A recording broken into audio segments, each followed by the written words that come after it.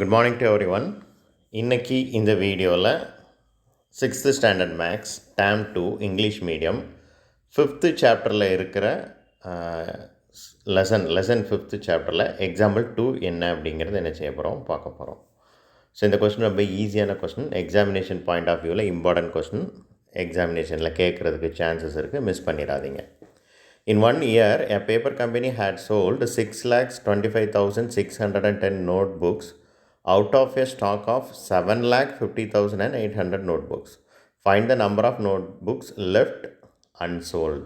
ஓகேவா? அப்போ என்ன கேட்டிருக்கிறாங்க, ஒரு பேப்பர் கம்பெனி என்ன செஞ்சுருக்கிறாங்க அப்படின்னா, ஒரு வருஷத்தில் 6,25,610 நோட் புக்கு விற்றுட்டாங்க, சேல்ஸ் பண்ணிட்டாங்க.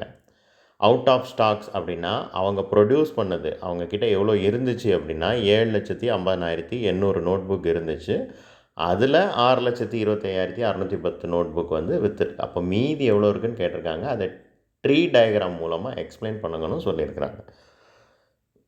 இங்கே இருக்கிற மாதிரி சொல்யூஷன்ஸ் அழகாக எழுதிட வேண்டியதான். Number of notebooks in stock, ஓகேவா, 7,50,080.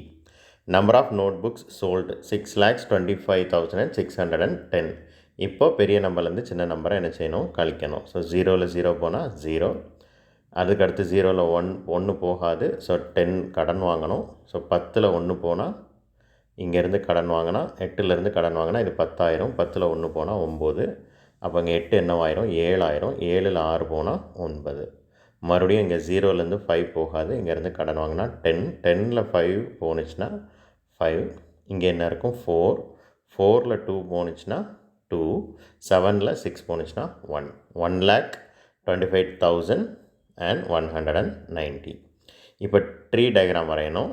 ஸோ டோட்டல் வேல்யூவை ஒரு சைடு எழுதிக்கோங்க, எவ்வளோ சோல்ட் ஆச்சு அதை எழுதிக்கோங்க. இப்போ நமக்கு என்ன பண்ணுனா கிடச்சிச்சு, மைனஸ் சப்ட்ராக்ட் பண்ணால் தான் கிடச்சிச்சு. அப்போ இந்த இடத்துல மைனஸ் போடணும். That's all. இவ்வளோ தான் ட்ரீ டயக்ராம். இவ்வளோ பண்ணுனா 3 மார்க்ஸ். Don't miss it.